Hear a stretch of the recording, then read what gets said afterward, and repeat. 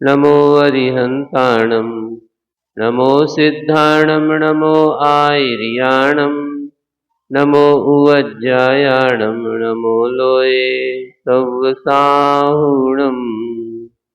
देवादेव श्री ऋषभनाथ जी भगवान की, पटनागंज के बड़े बाबा जी की, परम पूज्य आचार्य प्रवर गुरुदेव श्री विद्यासागर जी महाराज की जय। परम पूज्य अभिनव आचार्य श्री समय सागर जी महाराज की जय। परम पूज्य निर्यापक समन मुनिवर श्री अभय सागर जी महाराज की, समस्त निर्यापक संघ की जय। मूक माटी नामक इस कृति में आचार्य भगवान गुरुदेव श्री विद्यासागर जी महाराज ने एक रूपक के माध्यम से पतित जीवन से उत्थान की यात्रा कैसे हो सकती है, होती है, मानो उसे दिग्दर्शित कराने का प्रयास किया। यहाँ पर वह माटी एक भव्य जीव के रूप में उपस्थित हुई है। जैसे कि संसार में संसारी जीव अनंत काल से अतीत की अपेक्षा से संसार में था, कदाचित निगोद पर्याय में था, और वहाँ पर एक साथ अनेक जीवों की उत्पत्ति और मरण होता रहता है। कदाचित किसी विशिष्ट संयोग होने पर उस जीव को उस स्थावर पर्याय से कुछ और विकास करके अन्य स्थावरों में जाने का मौका मिल गया, और थोड़ा सा कुछ आत्म प्रयास पुरुषार्थ उस जीव ने किया तो वहाँ से वह त्रस पर्याय में चला आया। त्रस में भी 2 इंद्री, 3 इंद्री, 4 इंद्री हुआ। थोड़ा सा और प्रयास पुरुषार्थ आत्मा ने किया तो असंगी पंचेंद्री बन गया, और कुछ विशिष्ट प्रयास करने पर वह संगी पंचेंद्री पने को तो प्राप्त हो गया।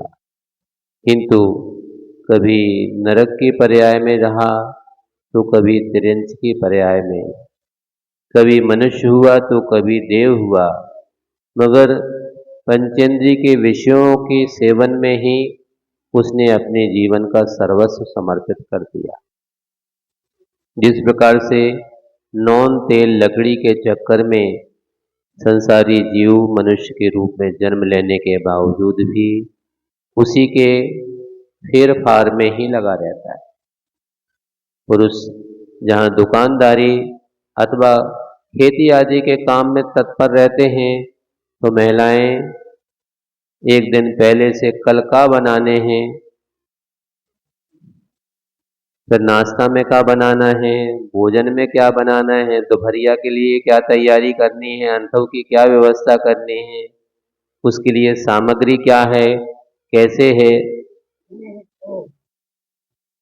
अब मटर तो बनाना है, मगर तत्काल में मटर निकालो और डाल दो, बन जाएंगे?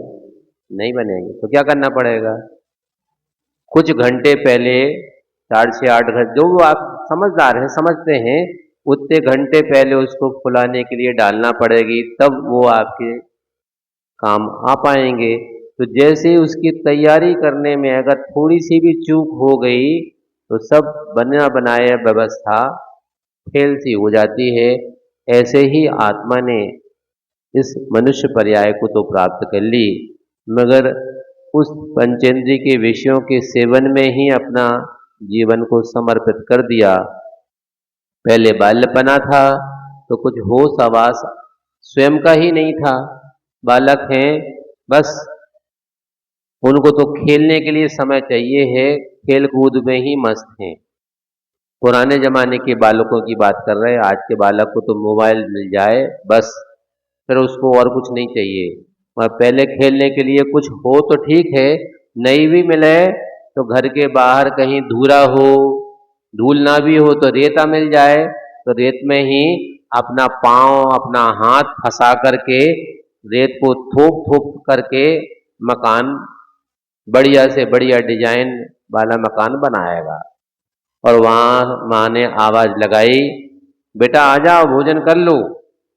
तो उसी मकान में जो सुंदर सुंदर बनाया था, मान लो दो मित्र हैं आपस में खेल में, वो भी बना रहा है, ये भी बना रहे हैं, तो देख तो रहे हैं कि तुम्हारा अच्छा बन रहा है कि हमारा अच्छा बन रहा है।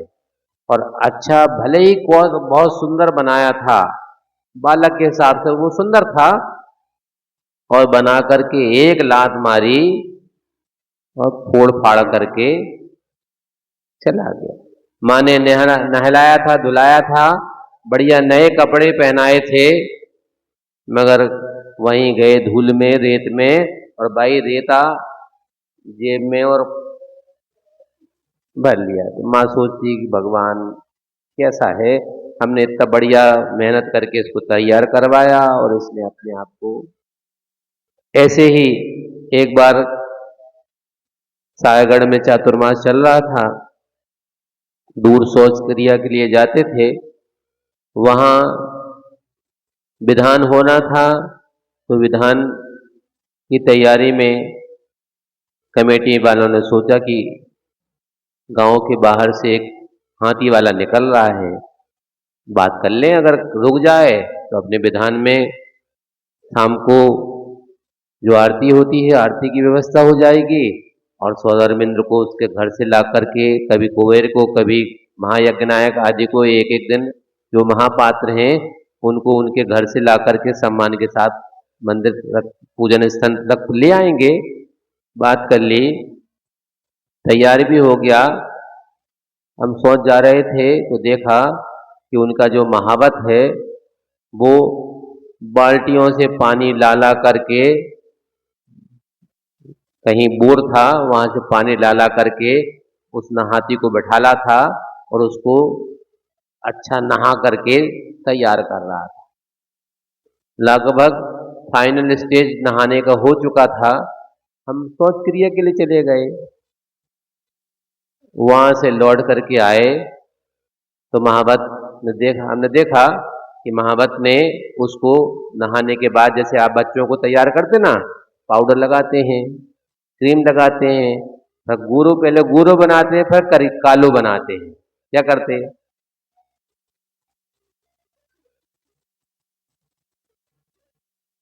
तो ऐसे ही उसको तैयार किया था, और पहले नहाया किसी दूसरे स्थान पर था, तैयार दूसरे स्थान पर किया था, और थोड़ी देर के बाद में जो घटना देखने में आई तो वो अपना माथा ऐसे पकड़ के बैठा। हमने तो इतना बढ़िया नहा धुला करके इसको तैयार किया था, कुछ रंग वगैरह भी लगाया था, और देखा कि उसने ऐसी धूला लाई। हमें समझ में आया कि वो ये हाथी सोच रहा था कि इन्हें तनक पाउडर कछु कम लगाओ तो हमें, तो हम अपने हाथ से ज्यादा लगा ले रहे हैं। तो हमने इसको जितना नहलाया था, धुलाया था, तैयार किया था, इसने उतने ही धूल अपने ऊपर फिर। लगभग संसारी जीव की भी दशा यही है। इस 24 में से 23 घंटे तो पाप काम में उसका, चाहे हिंसा, झूठ, चोरी, कुशील, परिग्रह, 5 प्रकार के पाप हैं। उन्हीं पापों के संचयन में ही उसके निकलते हैं। कदाचित कोई धर्मात्मा जीव हो तो आधा घंटा, पौन घंटा, 1 घंटा मंदिर जी में जाकर के देव शास्त्र गुरु की आराधना में ही निकालता है, तो वह अपने जीव को कृतकृत्य मान लेता है। मगर वो उसी हाथी के समान ही है कि जितना आपने अच्छा काम किया, उससे कर्म निर्जरा के लिए कुछ प्रयास तो कर लिया, किंतु वो जो हाथी ने फिर ऐसे धूल अपने ऊपर डाल ली, वैसे ही आपने अपने पापमय प्रवृत्तियों के कारण से थोड़ा सा, इतना सा अच्छा किया और उससे कई गुना बुरा करके पाप और लाद लिया। तो ऐसे पाप से जो लदे पदे व्यक्ति हैं, अब उनके जीवन में सन्मार्ग कैसे प्राप्त हो? इसलिए गुरुओं की सन्निधि प्राप्त करके, जिनवाणी का पठन पाठन करके, श्रवण करके भी हम कुछ शिक्षा, प्रेरणा, मार्गदर्शन ले सकते हैं कि अपने जीवन को थोड़ा बहुत तो अब असंयम से संयम की ओर ले जाएं, तो हमारा जीवन भी, आगे की रास्ता हमारी प्रशस्त हो जाए। किसी मनुष्य पर्याय से आज मुक्ति तो होना संभव नहीं है, किंतु मुक्ति की यात्रा अगर होगी तो मनुष्य पर्याय से ही होगी।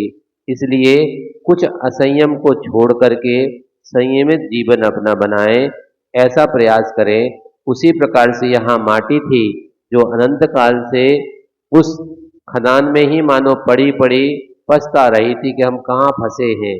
हमारा क्या यहीं रह करके ही लोगों के आने जाने से पैर पद कुचलने से ही हमारा जीवन निकलता रहेगा, या हमें यहाँ से कोई उत्थान की ओर ले जाएगा।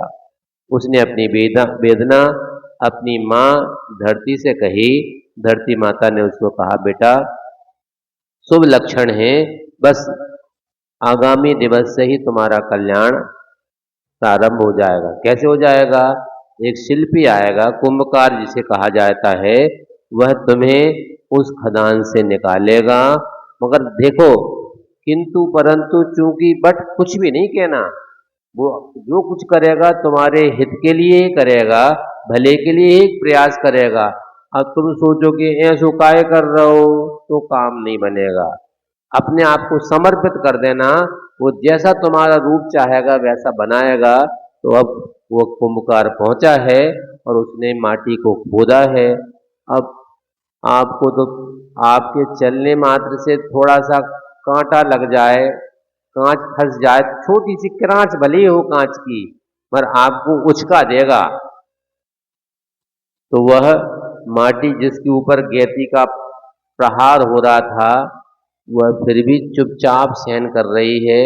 इतने काल से तो कर रहे, थोड़ा सा अगर हो रहा है तो कोई बात नहीं, हमारा भला ही तो करने के लिए प्रयास कर रहा है।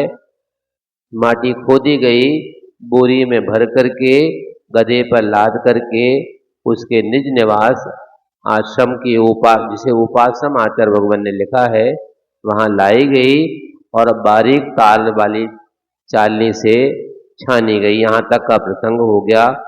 प्रश्न नंबर 44, दूसरा अनुच्छेद जिसे पैराग्राफ भी कहा जाता है।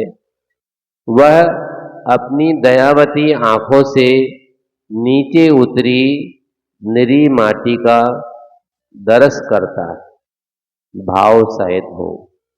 जिस प्रकार से आप लोग पढ़ते हैं, पूजन में दयानंद राय जी ने लिखा कि भाव सहित बंदे जो कोई, ताही नरक पशु गति नहीं हुई। किसकी वंदना करने की? तीर्थराज समेत शिखर जी की वंदना करने से।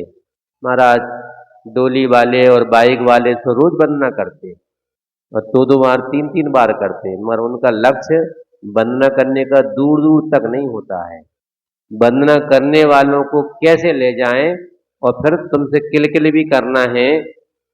इतने पैसा ठहराए थे, पहले एडवांस दो, फिर हम तुम्हें ले चले, और ले भी चल रहे हैं तो बाहर टोंक, ये तो उतरो उतर जाओ। भैया हमसे नहीं चलते, बनता है नहीं चलते तो हमने ठेका लाओ तुम्हारे चलावे को।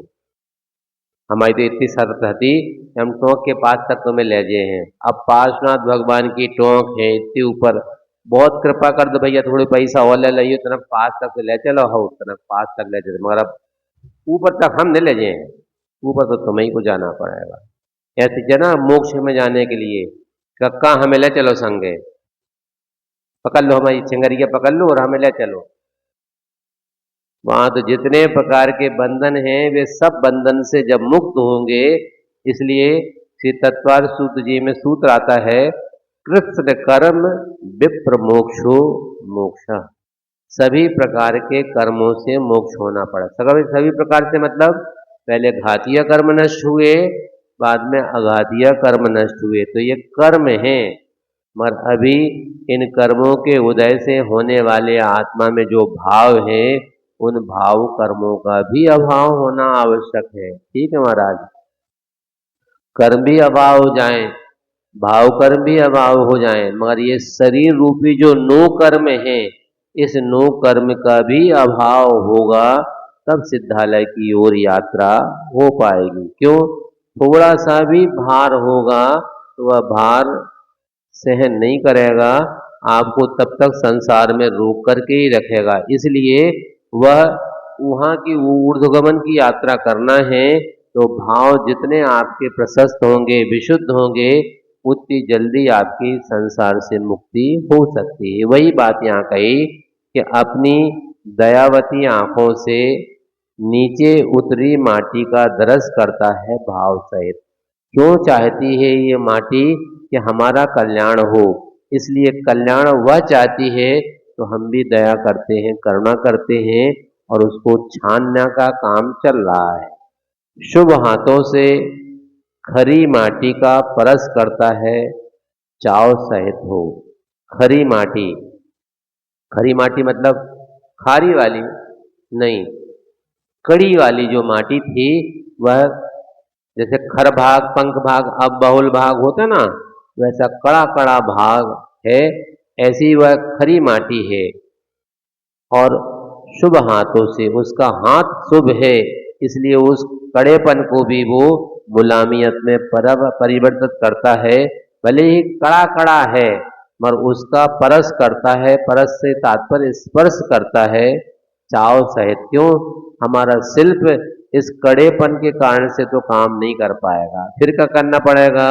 उसको हम जितना बारीक बना पाएंगे, मृदु बना पाएंगे, मुलायम बना पाएंगे, उतना ही हमारा काम प्रशस्त होगा और तन से, मन से हरस करता है घाव रहित हो। अभी तक माटी पर कुदाली चलने से घाव हुए थे, किंतु अब चालनी से चलाया जा रहा है तो वो घाव नहीं किया जा रहा है, उस घाव को भी मानो भरने का काम किया जा रहा है। कैसे? तन यानी शरीर से, मन से भी, और हर्ष करता है, प्रसन्नता का भाव लाता है। जिस प्रकार से कोई व्यक्ति मानो आहार दान करना चाहता है और अब उसके शरीर में कुछ तकलीफ है, तो उसके मन में अगर प्रशंसता नहीं है, या तो लियो, ऐसा अगर आप कहोगे तो जो लेने वाले का भाव है उसका भाव लेने का नहीं होगा। जैसे आपको भोजन कोई परोस रहा हो, खाने हो तो खाओ, नहीं तो जाओ, परोसा तो जा रहा है पर उल्टा साथ साथ ये दो शब्द और कह दिए गए तो आपका कितना भी प्रशस्त मन हो खाने का, अब क्योंकि त्यागी वृत्ति है। एक बार आचार्य श्री कह रहे थे कि त्यागी वृत्ति और जो त्यागी वृत्ति नहीं है, मतलब संयमित और असंयमित जीवन का क्या अंतर होता है। तो आचार्य श्री ने एक दृष्टांत के माध्यम से बताया था। मान लो एक असंयमी जीव है और एक संयमी जीव है। संयमी से तात्पर्य महाव्रति नहीं, देशव्रति, अणुव्रति है। दोनों की किन्हीं किन्हीं कारणों से अपने घर परिवार में कुछ अनबन हो गई। किससे हो गई? मान लो घर वाले हैं तो घरवाली से हो गई, श्रीमती जी से हो गई, और ऐसी हो गई, खाने में तो खा, नहीं तो जाओ। दोनों ने थाली छोड़ी और उठ करके चले गए। अब क्या करें? अव्रती आदमी है तो थोड़ी देर तक तो भूख को सहन किया, और अब तो भैया सहन नहीं हो रही, फिर क्या करें?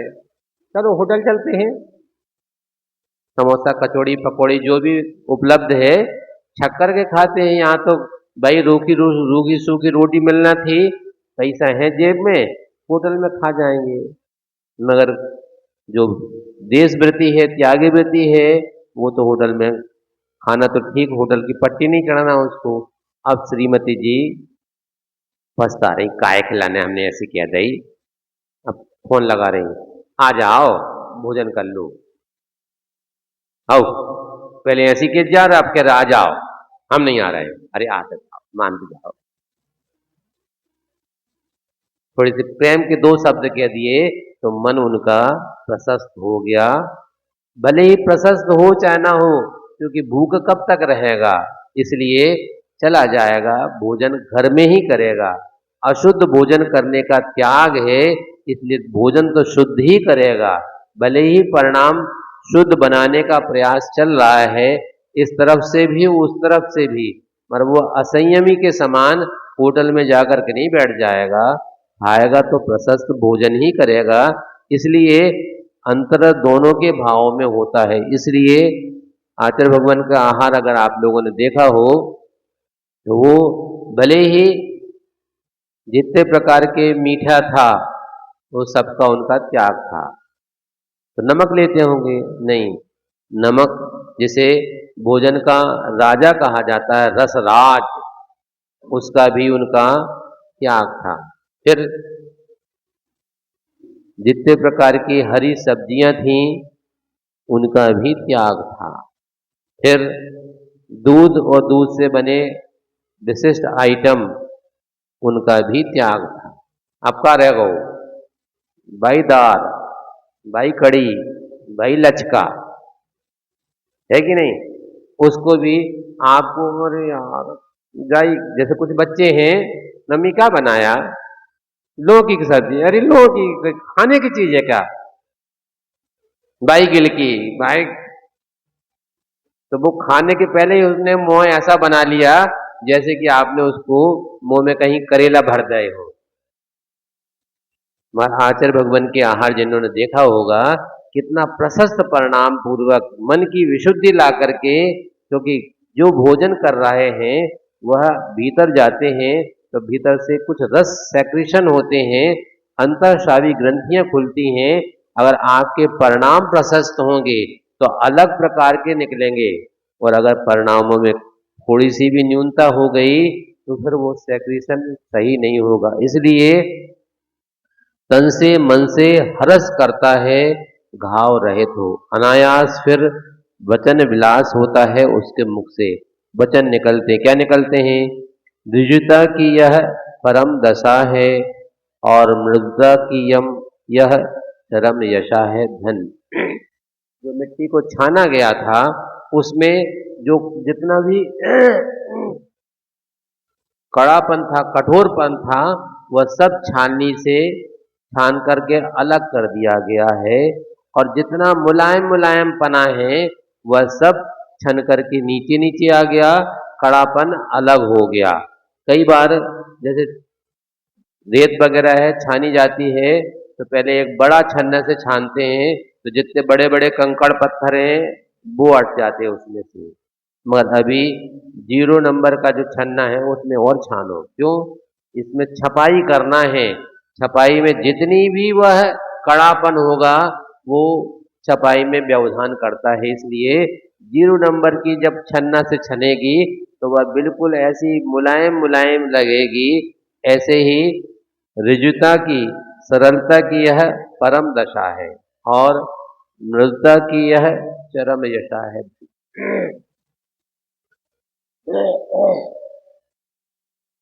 माटी का संशोधन हुआ। अब वह जो कंकर कंकर है, कभी कभी जैसे सूपा होता है, अब आज के नए बच्चे तो सूपा ही नहीं जाने कि काका सूपा, फूफा नहीं, हाँ नहीं तो फूफा, फूफा जी को तो जानते हैं। सूपा होता है, लकड़ी का आता था, अब आज के जमाने में तो प्लास्टिक के भी आने लगे हैं, तो उससे सूपर से फटकने की भी एक कला है। नहीं सीखा अगर हो तो क्या करने पड़त मम्मी?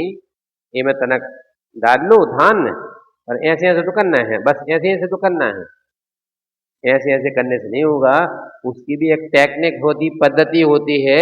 उसको वैसा ही हिलाने पर जो भारी भारी है वो पीछे पीछे रह जाता है, जो हल्का हल्का है वह आगे आगे हो जा, जो उसमें खुशी खुशी जो हल्का बिल्कुल वो सब उड़ करके और अलग हो जाता है। इसके बावजूद भी जिसको फटकार दिया है, अब एक थाली में रखो उसमें से, और जैसे कैरम में होता ना, ऐसे जितने जितने कंकड़ उसमें रह गए हैं फिर भी उनको कैरम के समान, गोटी के स्ट्राइकर के समान अलग कर दिया। कदाचित गलती से एक धान का कण भी उस तरफ चला गया, वापस वापस वापस अबाउट रिटर्न। क्यों? क्योंकि ये हमारे अहित के लिए कारण बन जाएगा।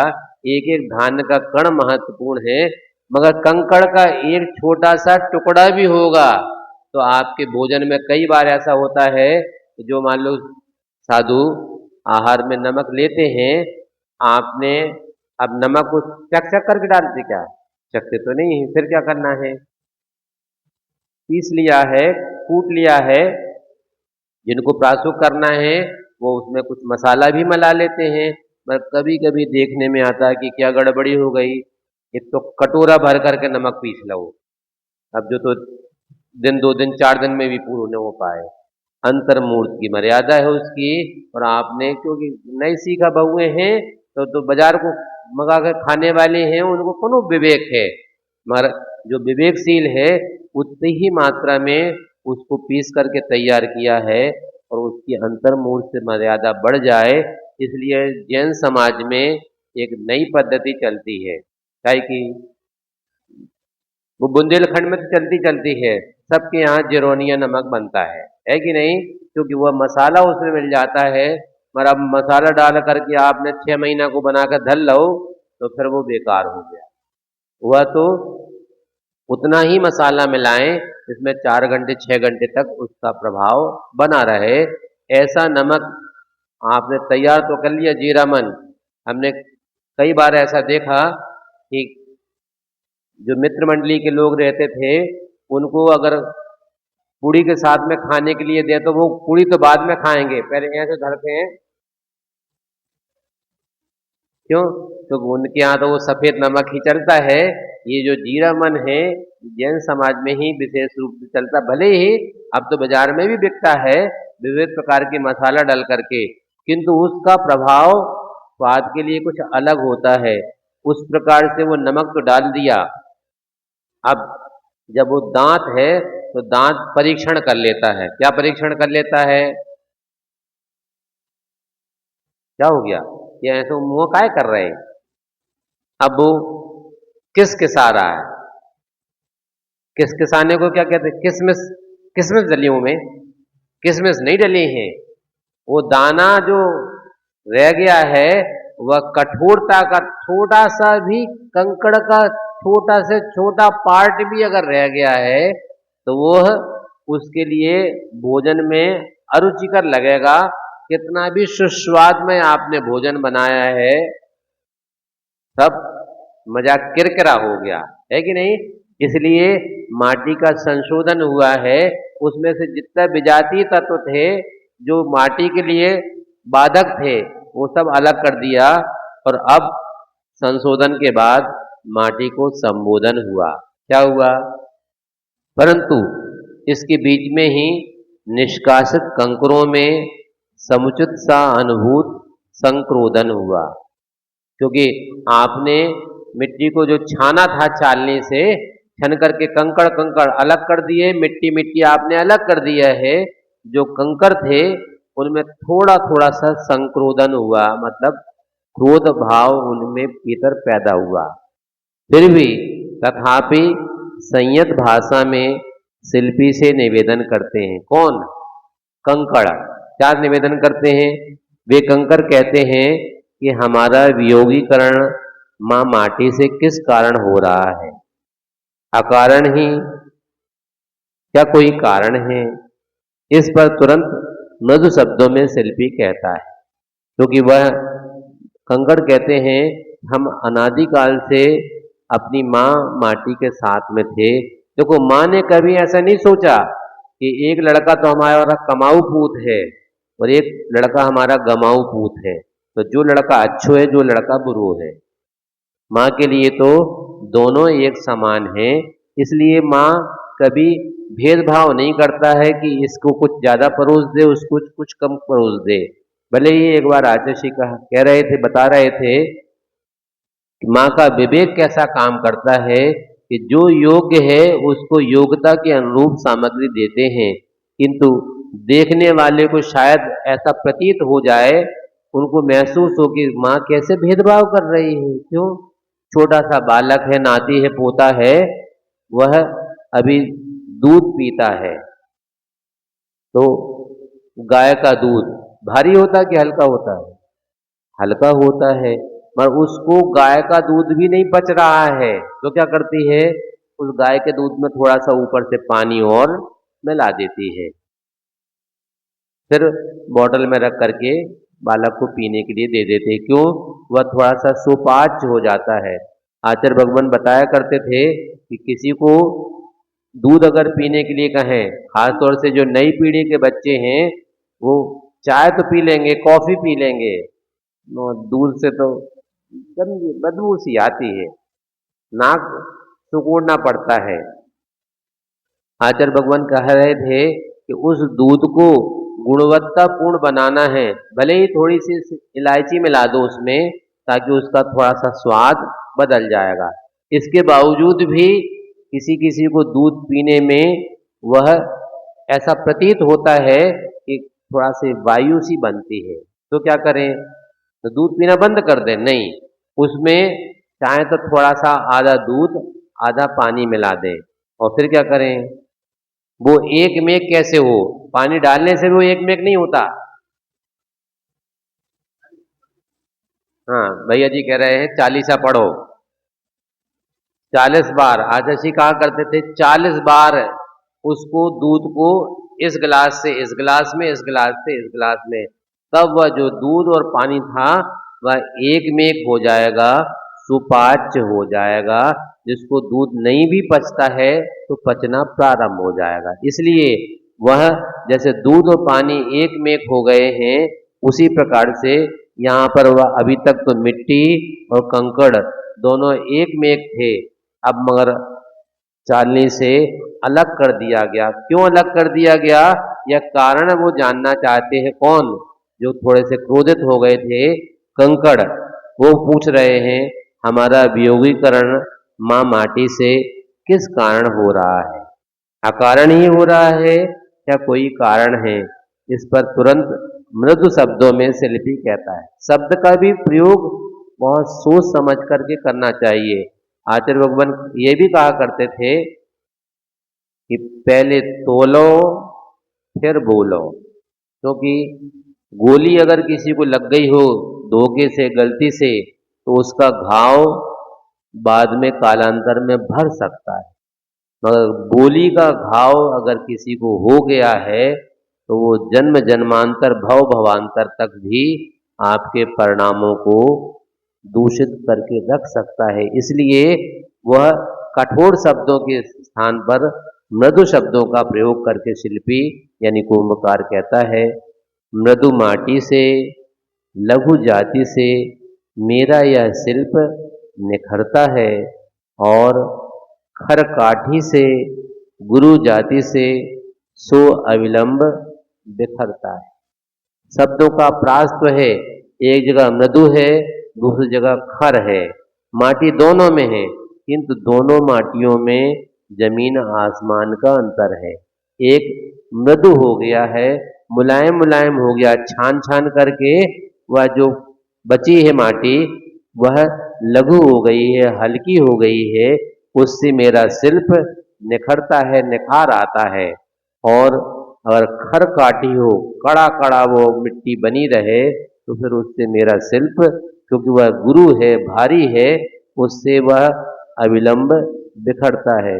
कभी कभी गलती से भी अगर कोई कण भूल से, असावधानी से अगर उसमें आ गया है तो वह हाथ में अटा जाता है, तो वह फिर भी उसको निकाल करके अलग किया जा सकता है। मगर कभी कभी मान लो माटी के बीच में ही वो कण रह गया है, तो चाक में जब वो लौंदा बना करके रखता है और उस आकार में चाहे घड़ा बना रहा हो, चाहे मिट्टी के और कोई बर्तन बना रहा हो, तो उसको समझ में आ जाता है कि यहाँ एक कंकड़ आ गया है, यह कंकड़ इस बनाने में व्यवधान उत्पन्न करेगा, इसलिए उसको निकाल निकाल करके चुन चुन करके फिर भी वो अलग कर देगा, क्योंकि उससे वह जो शिल्प से सामग्री बना रहे हैं उस बनाने में व्यवधान होता है। समय आपका हो गया है, इसे रखें। बोलिए आचार्य गुरु श्री विद्या सागर जी महाराज की।